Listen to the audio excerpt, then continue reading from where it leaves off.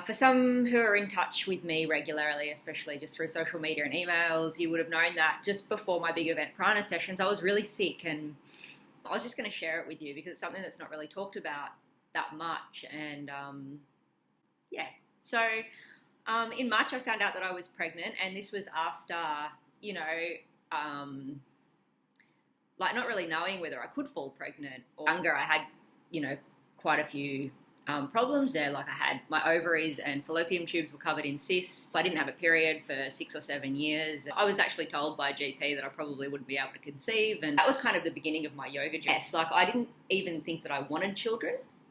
But when it's taken away from you, everything changes. The first thing naturally when you miscarry, I think, is that you go into this kind of wondering and if you had done something wrong. And I'd had to have some surgery actually just before I fell pregnant, which involved a camera in my belly button. So I wasn't able to do any core work. I wasn't able to stretch my belly at all, or kind of do any forward folds or anything like that. And so my whole practice changed. And whilst I've been doing a lot of work, connecting with my feminine, and I needed to go deeper. And so that's what I have been doing. And I've just been pulling back so much, and the whole course of my life is just changing. I spent many years being anti-modern medicine and anti-Western medicine, and still these days it takes me a lot to take a Panadol. However, I am really grateful, as well, and I'm through that phase now, especially after this, because I was felt incredibly supported, and in those first few days I was told that I'd miscarried, and then I was told that I didn't, and it was probable that I had lost a twin, and twins run in my family, and Brendan's also a twin, and so it made kind of sense. But then I was told that I did miscarry, so that was a little bit of a roller coaster ride. This day, the day that I miscarried, I did quite a strong practice, and I wondered whether that was it. Now I know that that wasn't it. I know that this was never going to happen this time, because it happened for a different reason. And without it happening, I wouldn't be where I'm at now. And I'm just so incredibly grateful. Like, the tears I cried were tears of gratitude. I started bleeding, and it was interesting, just in hindsight, to look at kind of the craziness that was going on inside of me. Now I know that it was those hormones make you go like a little bit psycho when that's happening, so much happening on a chemical level in your body. A week later, my body was starting to change. Like, my boobs were getting bigger, my belly was getting soft,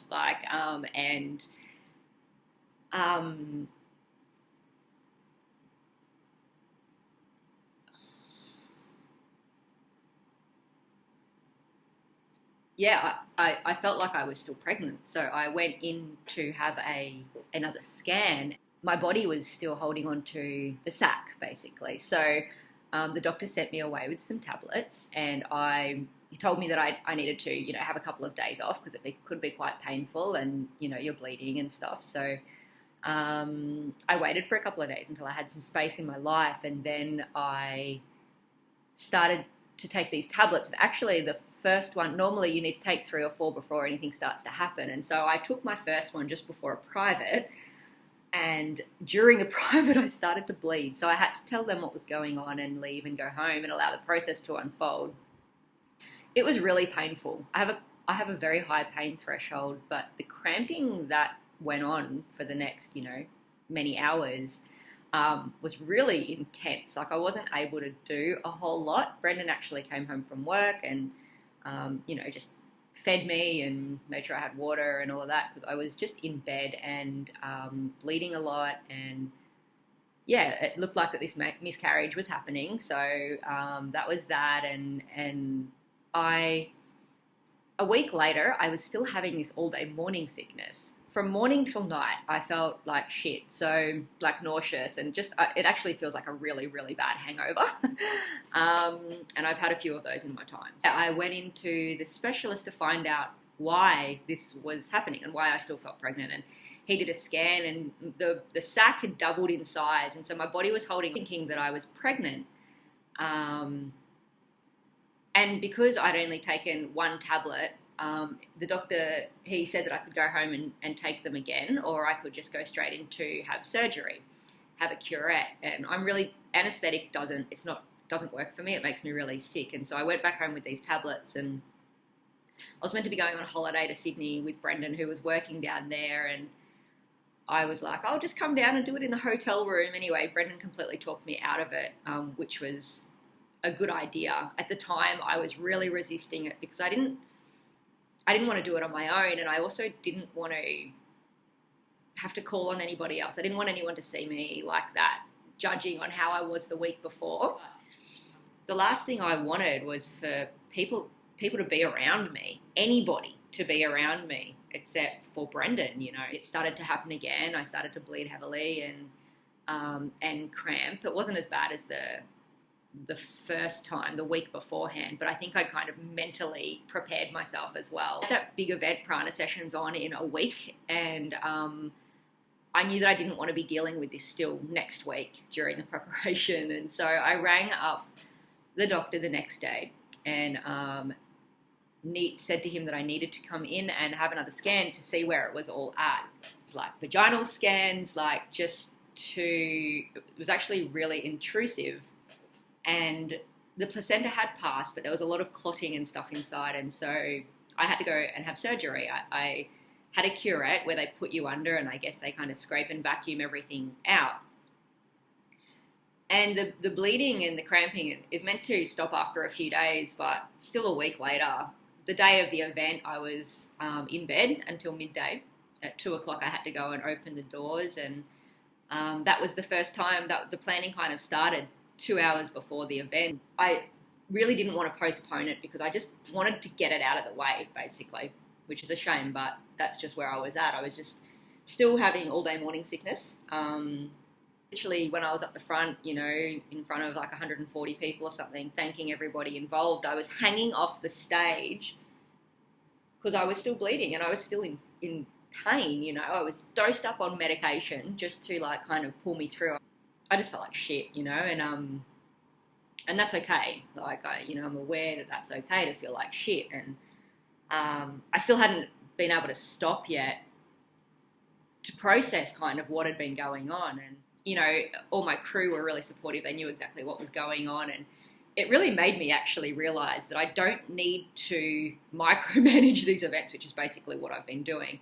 And I can trust my team to run an epic event. And like, you know, all I really had to do that day was kind of show up, and everyone was just amazing, you know, and I just thank you so much. And for everyone who came, you know, some of you who know what was happening said you couldn't tell, and then, you know, some of the feedback that's come back makes it really clear that some of you could tell, and that's all good. I just dealt with that. And we had this beautiful tea from Lou, from Yogi Tree, and I hadn't had time yet to have a tea, and I really wanted to have a tea, so I went and poured myself a tea and just put it aside. And when I went back to get it, it was gone, and Brendan had like tipped it down the sink because he was just cleaning up all the area, and I like lost my shit. I was like, I really needed that tea. Like, I haven't been able to drink that tea yet, and, you know, all night I've been looking forward to that tea, and I just want to have this tea, you know. And I like just got really angry and really had to go outside and sit down on the grass and close my eyes and breathe and, you know, get over it, basically, because it was just a fucking tea. But I think everything else on top of that was just like, I don't know, it really, the whole process actually really shook me up, and in a really positive way, and made me really look at what was important, to put everything into perspective. And not only that, but it really made me connect really deeply with my womanhood, with my womb, actually, to be really specific. It's something that I had never done before. I do have a solid meditation practice. I've got a solid yoga practice, you know, and I was raised by a man between the ages of 4 and 14. And he did the best with what he's got. He was amazing. He still is amazing. We're incredibly close. But he wasn't an emotionally loving and outwardly affectionate person. And so I think that has a little bit to do with my ability to connect with myself as a woman. And it's not a bad thing, you know, like, man, I just am so grateful he's my dad. This process really changed me as a person. Yoga and meditation works throughout the process. I held it quite steady, and it's not like I was just trying to be strong and pushing everything down. I was really full bodily with the process from moment to moment. And I was able to really trust the process. Like, honestly, throughout the whole ordeal, I was able to trust the process and know that all of this was happening for a reason. And it did. My capacity has just stretched beyond belief. And all of these things that happen, these crazy things that happen in our life, just enable us to be able to handle more of what life throws at us. And so it's important to, you know, go into these situations with awareness and a sense of trust. And if you lack that sense of trust, that ability to be able to trust the process, I really encourage you to find the tools to help you do that. For me, it's meditation. It started with yoga, and meditation is yoga. So still, I have a daily yoga practice. I practice yoga every day. The more that you practice yoga, the more that you're able to tap into this sense of trusting the process. And whilst I've been doing a lot of work, connecting with my feminine, and I needed to go deeper, deep presence, especially to my creative side, to that feminine or that moon energy. You know, it's just so vital for us to connect with that. And whilst I was connecting with it, I realize now in hindsight that I was connecting to it on a surface level and not really penetrating into what it is and what it means to be a woman and to really connect with the Divine Mother. I've learnt a lot about my relationship with my mother, and also my mother's relationship with her mother, and how these, you know, traits get passed down through the family. And, you know, like, why is this happening on a deeper level? And like, I know so clearly why, and I have known for a while, but I've kind of just pushed it aside. You know, I know that for me, the meditation and the yoga, it's just really taught me how to trust the process. And like I keep saying, it was just such testament to the practice of how I was able to maintain my center. And I did go into that questioning of, you know, are you just numbing it, or are you pushing it aside? And because that's what I've done in the past, is just kind of put a wall up and been really protective of myself and not really let myself go into a place of emotion or, you know, of deep feeling. They were tears of gratitude. Like, I can't explain. Like, there was just, yeah, there was feeling of loss for sure, but it was so much more of these doors just opened up for me. Like, and I was able to just really reassess what I wanted and where I was going, and it just stopped me in my tracks and just slowed me right down so that I could really connect deeply with my purpose and my why of what the hell am I doing and where am I going and what do I want, you know? And these are really important questions to ask, because it's important. It's important to know what you want and why you do the things that you do. Tara Bliss, who has an amazing blog, she had a similar experience. Like, she had miscarried and you know, wrote a really beautiful blog about it, and I really felt her and I felt me, and it really enabled me to grieve as well. And so I read through that whole blog, which you can find on her website, which I think is tarabliss.com. So here it is. Here's the sharing, and it is 3 months later. And, you know, through the process, I was like, why doesn't anybody share this? Why doesn't anyone talk about this? I thought I'd done something wrong. And, you know, it's such a common thing. It's, man, having a baby, it's so scientific now. But something happens where you move through the motions. And I know that for me, I was just being so present, you know, and if someone was in front of me, I would share it with them. But I wouldn't go out of my way to share it just because I was still processing. That's what was going on during that time. That's why I was sick, why I was cancelling classes for the first time in like all the years that I've been teaching. I've never cancelled a class, and it was a struggle. I've got to say, it was a struggle for me to cancel. And how I I just have to put me first, you know, and this is the practice. This is the practice. I don't know where I'd be without yoga, you know. It's just, I don't know where I would be without it. I certainly wouldn't be here right now talking to you, that's for sure.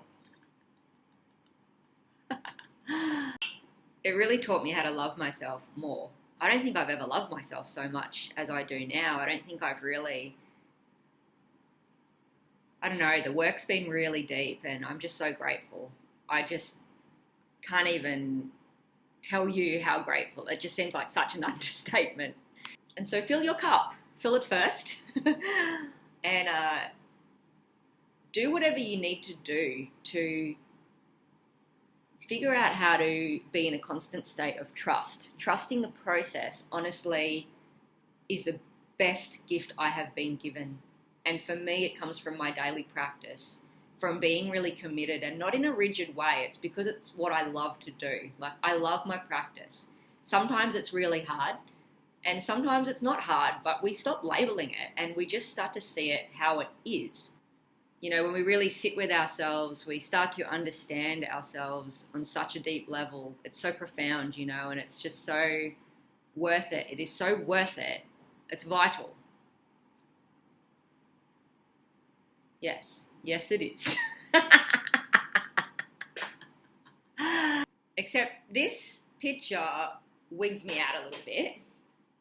I have considered taking her down. Whilst I'm just always taking baby steps and chipping away at my practice and always making sure that I'm coming from a place of love and that I'm deeply connected to my intuition, I feel like I've missed half of the story. And that's okay. That's okay. If you've got any questions, you know that you can always ask me. I've met lots of women who have been through the same thing and who also never spoke about it and didn't realise that 1 in 6 people miscarry. It's such a common... I trust the process. I'll talk to you soon. Bye.